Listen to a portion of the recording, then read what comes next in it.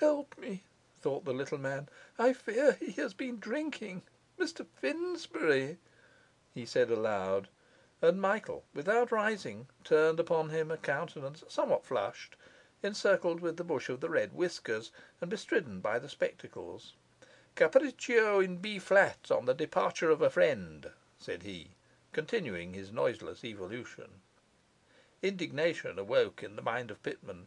"Those spectacles were to be mine," he cried. "They are an essential part of my disguise." "I'm going to wear them myself," replied Michael; and he added, with some show of truth, "There would be a devil of a lot of suspicion aroused if we both wore spectacles." "Well," said the assenting Pitman, "I rather counted on them; but, of course, if you insist and at any rate, here is the cart at the door." While the men were at work, Michael concealed himself in the closet among the debris of the barrel and the wires of the piano; and as soon as the coast was clear, the pair sallied forth by the lane, jumped into a hansom in the King's Road, and were driven rapidly towards town. It was still cold and raw and boisterous; the rain beat strongly in their faces; but Michael refused to have the glass let down. He had now suddenly donned the character of Cicerone, and pointed out and lucidly commented on the sights of London as they drove. "My dear fellow," he said, "you don't seem to know anything of your native city. Suppose we visited the Tower? No? Well, perhaps it's a trifle out of our way. But anyway, here, cabby, drive round by Trafalgar Square." And on that historic battlefield he insisted on drawing up, while he criticised the statues, and gave the artist many curious details, quite new to history, of the lives of the celebrated men they represented. It would be difficult to express what Pitman suffered in the cab: cold, wet, terror in the capital degree, a grounded distrust of the commander under whom he served, a sense of imprudency in the matter of the low-necked shirt, a bitter sense of the decline and fall involved in the deprivation of his beard. All these were among the ingredients of the bowl. To reach the restaurant for which they were deviously steering was the first relief. To hear Michael bespeak a private room was a second and a still greater. Nor, as they mounted the stair under the guidance of an unintelligible alien, did he fail to note with gratitude the fewness of the persons present, or the still more cheering fact that the greater part of these were exiles from the land of France.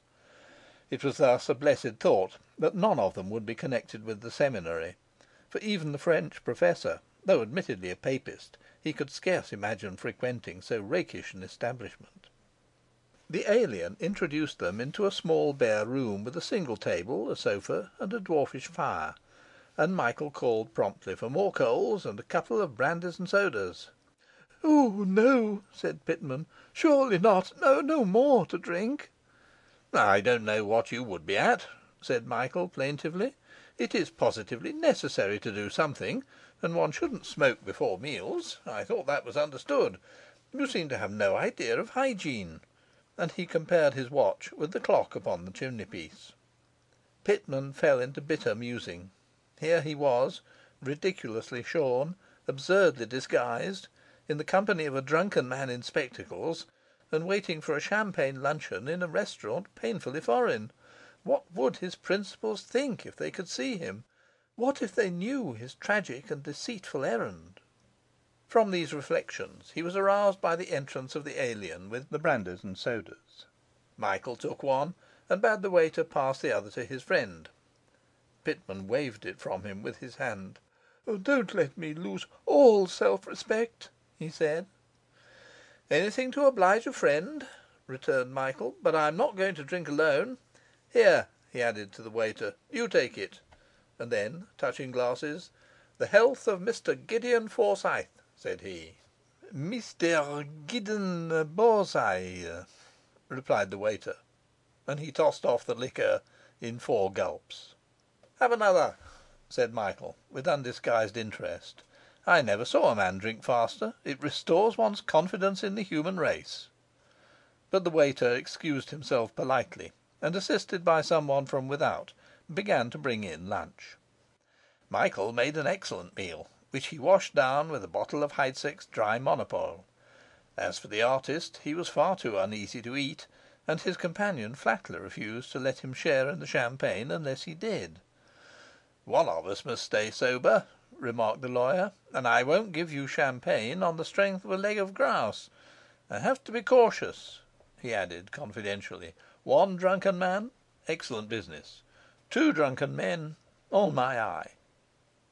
On the production of the coffee and departure of the waiter, Michael might have been observed to make portentous efforts after gravity of mien. He looked his friend in the face, one eye perhaps a trifle off, and addressed him thickly but severely. "Enough of this fooling," was his not inappropriate exordium. "To business.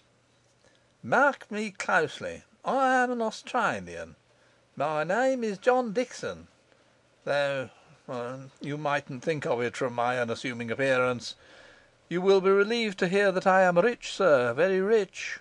You can't go into this sort of thing too thoroughly, Pitman. The whole secret is preparation, and I can get up my biography from the beginning, and I can tell you now, only I have forgotten it." "Perhaps I'm stupid," began Pitman. "That's it!" cried Michael. "Very stupid, but rich too, richer than I am. I thought you would enjoy it, Pitman, so I've arranged that you were to be literally wallowing in wealth. But then, on the other hand, you're only an American, and a maker of India rubber overshoes at that. And the worst of it is, why should I conceal it from you?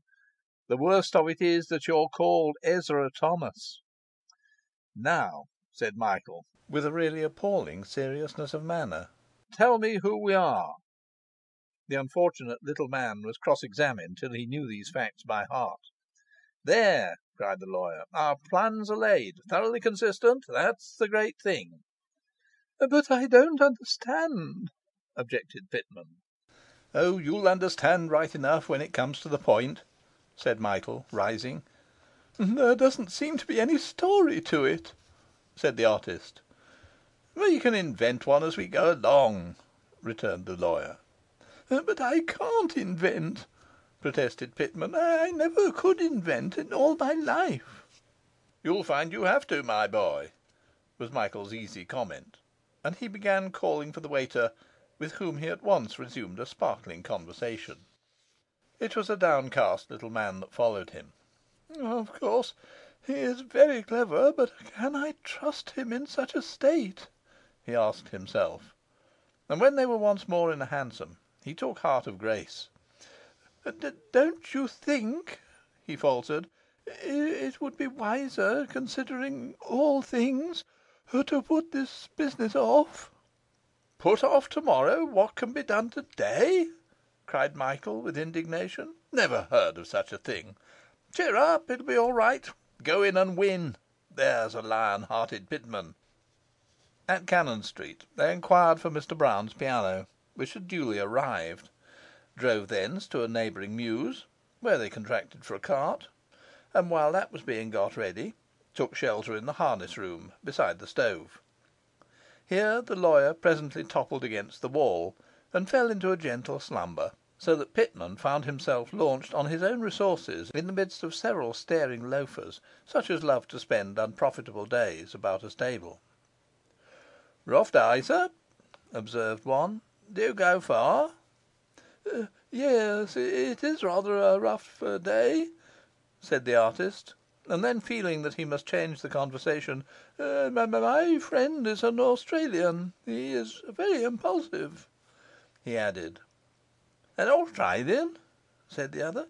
"I've a brother myself in Melbourne. Does your friend come from that way at all?" "No, not exactly," replied the artist, whose ideas of the geography of New Holland were a little scattered. He lives immensely far inland, and is very rich." The loafers gazed with great respect upon the slumbering colonist. "Well," remarked the second speaker, "it's a mighty big place, is Australia. Do you come from that way too?"